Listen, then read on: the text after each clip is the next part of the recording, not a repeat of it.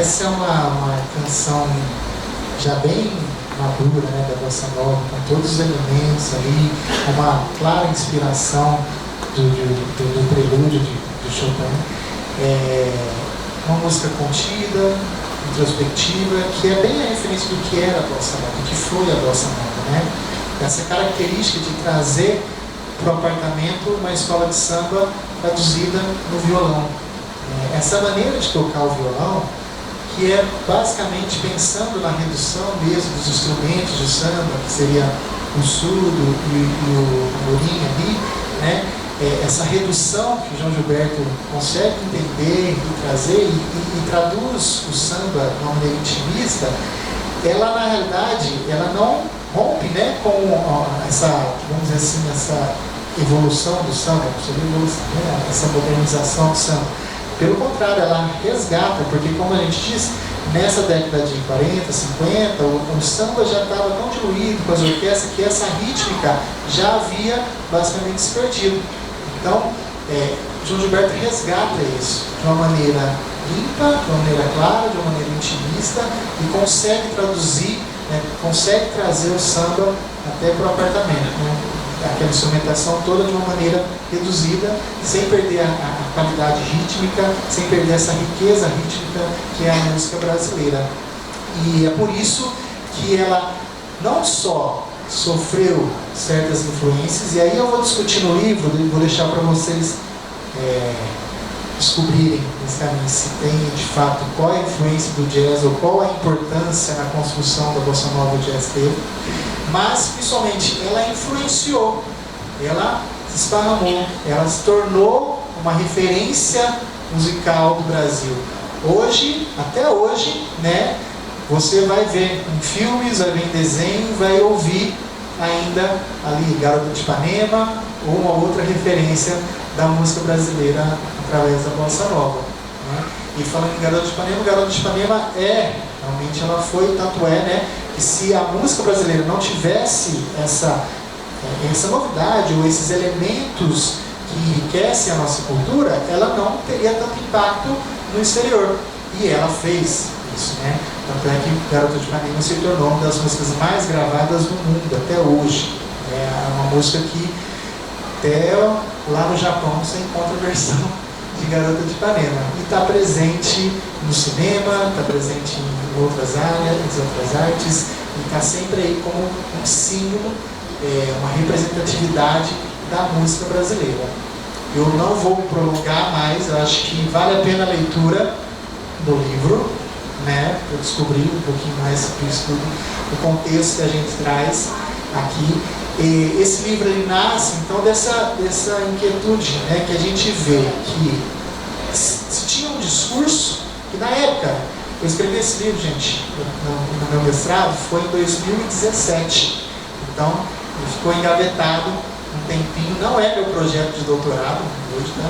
Meu objeto de pesquisa hoje de doutorado são os conservatórios, a função sociocultural dos conservatórios, mas esse trabalho foi feito em 2017, ficou lá na gaveta, um tempinho, até decidir que vale a pena publicar. Então a gente traz hoje aí com um conteúdo aí, acessível para todos, né?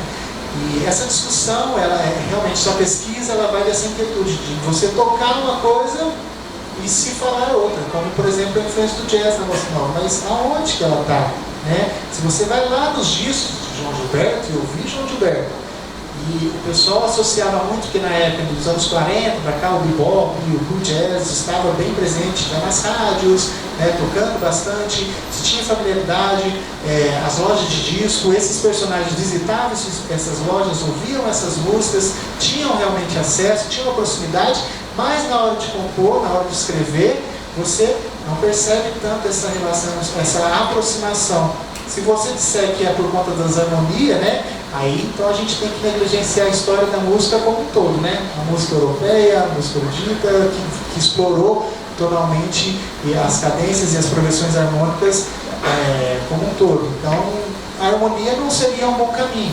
Associar o jazz instrumental com uma música que é uma canção, que é uma música cantada, composta para o canto, também não é uma boa saída, né, de análise.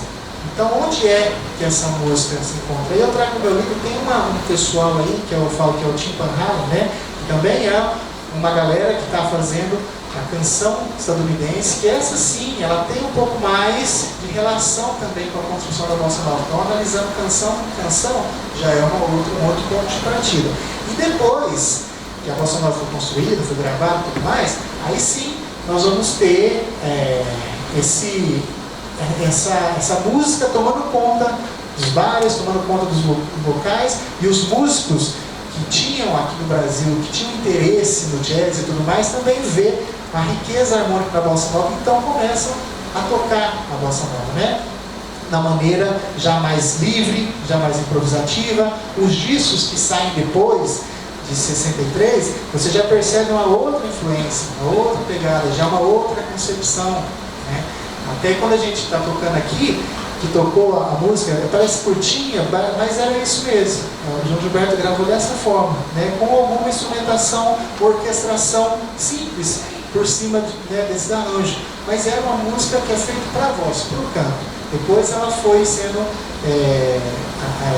utilizada, né, como standard para poder tocar, para poder improvisar, para poder criar, para poder fazer. Então, antes de finalizar, eu quero agradecer mais uma vez a presença de todos aqui. Cecília Palmeiro Cheio, né, o lançamento de livro, estou bem feliz com isso, né? Realmente eu sinto muito contemplado, realizado em ver esse auditório cheio de colegas, de amigos, de professores, de alunos, de pessoas que gostam da música, que gostam da cultura, que nos acompanham aí no nosso dia a dia. Então, meu muito obrigado pela presença de cada um de vocês. Muito obrigado mesmo, de coração. E para finalizar, então, vou terminar aqui com Garota de Ipanema. E é difícil tocar Garota de Ipanema sem improvisar. Então a gente faz um chorus pelo menos de improviso, tá? Então a gente faz um chorus já com uma outra construção já de Garota de Ipanema para a gente terminar a noite. E aí eu convido a todos vocês depois aqui embaixo, né? Nós vamos estar servindo um coquetel, vamos conversar, vamos trocar umas ideias aí sobre o livro. Tem alguns exemplares ainda ali disponíveis. Eu não sei se tem, mas deve ter ainda alguns exemplares, tá? Então, muito obrigado mais uma vez pela presença de todos e vamos fazer mais essa.